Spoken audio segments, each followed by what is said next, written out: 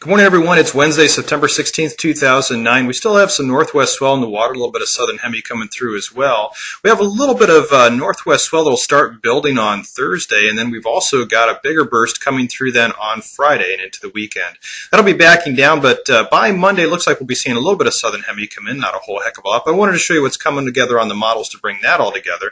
Then it looks like we'll be seeing our next swell event probably around the 25th into the 26th. That'll be from two elements. First being from the southern hemisphere, some minor activity down around New Zealand and also south of French Polynesia, but also from that super typhoon Choi Wan, which models now show possibly strengthening, becoming fairly big size as it does enter our swell window near the Aleutians. Wanted to also cover a little bit on the weather and what that's going to mean as far as winds and warming temperatures over the next few days, so this is what's going on right now.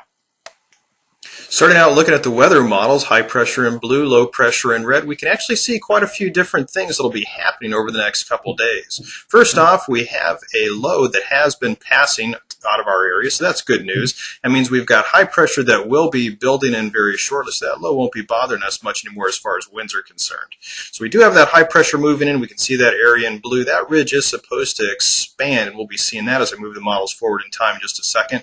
But also on the models, we can see that big old honking low up in the Gulf. That's producing swell. We'll be seeing that move in by Friday. Some of that will be building on Thursday as well. So spinning the models forward in time, we can see how this is all progressing. We can see that high pressure in blue starts moving into the area more. A lot of ridging from that high pressure building in. That'd be calming our winds more, but not as strong as expected. Take a look though at Sunday. We can see a lot of high pressure over the Pacific. So that's a little bit iffy. Models haven't been very well with that lately. And also we see a low that'd be forming in the continental United States and then doing what's called a retrograde, which would be moving back toward our area. Models are uncertain on this, and they have just shown this recently. This could start affecting some weather and winds as early as Tuesday, but we've got to see how that actually develops over the next couple days. Taking a look now at the Northern Hemisphere wave analysis models, we see quite a few different things going on. We have that Gulf fetch that's formed from that big old honking low that's up in the Gulf. That'll be bringing us some swell on Friday. We'll be seeing that come in around Friday morning. Before that, though, we'll be seeing a little bit of precursor energy. You can see a little bit of fetch that's actually following that. So we'll start seeing some fetch, some actual waves building on Thursday, and then, of course, with a bigger burst coming through from that Gulf fetch on Friday. A little bit of minor northwest up around the Aleutians, not really much to talk about. But then we got Choi Wan, big old super typhoon sitting over there right now in the western Pacific. 140-knot winds gusting to 170 knots, a lot of red in that area, so that's a pretty powerful system. Looks like it wouldn't be headed our way when you take a look at it on the models, but you have to consider something called the oceanic gyre. If you're not familiar with the oceanic gyre, this graphic here does display it fairly well. In our world's oceans, there is a constant circulation in the northern hemisphere that goes clockwise. So Choi Wan, if it follows that clockwise circulation in the gyre, would get brought up toward the Kamchatka Peninsula, the Aleutians, and eventually into our swell window. We can see that as we move the models forward in time. We can see how Choi Wan, located where it is now, would start moving north, up toward Japan, a little bit further north then toward the Kamchatka Peninsula, about 96 hours out, keeping a lot of strength too. Look at this as it passes the Bering Sea, gets toward the Aleutian chain, 144 hours out. That would still be a very powerful system. According to this model, 144 out, based on, this would be the 22nd or so of September, that'd be about 4 days away from hitting California. Having 30-foot seas, that could actually be some powerful swell, but it's real early to call that today, so we've got to keep a close eye on it and see what develops.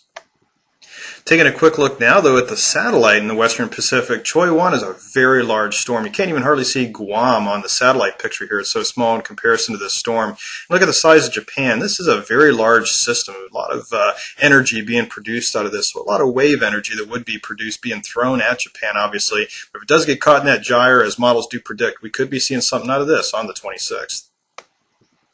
Taking a quick look now down to the southern hemisphere, we can see that system I talked about on my last swell scan video reports. And now it's down toward Chile, really not throwing us a lot, but we've seen some of that 20th through the 22nd. New formations, though, are coming together quite well. This is only 24 hours out, a little bit of something there below French Polynesia and also near New Zealand. We should see something out of that around the 25th and 26th. Moving the models forward in time, though, we can see those systems really wouldn't be moving on a very ideal course, moving more toward the east. So that wouldn't be throwing a lot of swell energy our way.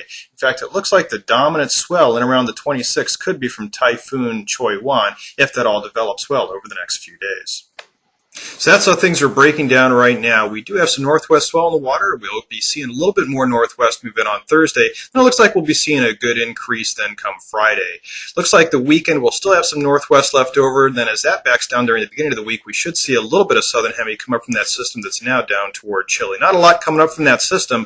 As reported in my last swell scan video report, there's going to be a lot of angular spreading decay coming out of that one. A little bit of stuff, though, coming out of New Zealand and also south of French Polynesia around the 25th, 26th, but it looks like the dominant swell around the 26th, if all works out well over the next few days, would be northwest swell from Super Typhoon Choi-Wan. We have to see how that develops over the next few days. We do know as far as weather and wind, it looks like we're going to have some calming of the winds over the next few days, so that should be good news as that low has passed to the east and high pressure is starting to move in from the Pacific. I'll be keeping an eye on it, though. I'll be keeping you posted. You can always check out my latest SoCal surf report at wetsand.com, and 24 hours a day, 7 days a week, you can always check out my automated surf forecasting site, wavecast.com. And you can also get twice a day, at least twice a day, my tweets from twitter.com/wavecast. So until next time, take care, be safe, and smile in the lineup.